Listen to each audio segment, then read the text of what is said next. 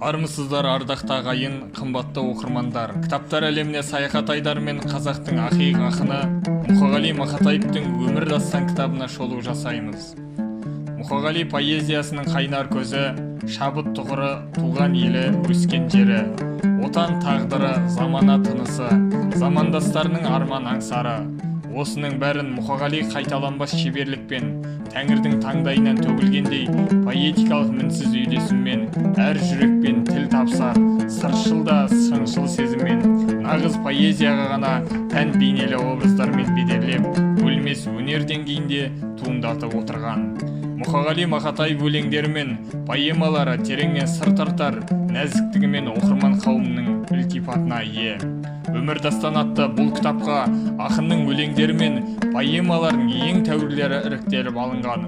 Ұлы Мұхаңның көзі тірісінде жарық көрген кітап. Өшеді өлең немесе көшеді өлең деп, ақынның өзі болжағандай, Мұқағали жырлары уақыт көші алға жылжыған сайын қанатын кеңге жайып биіктеп барады.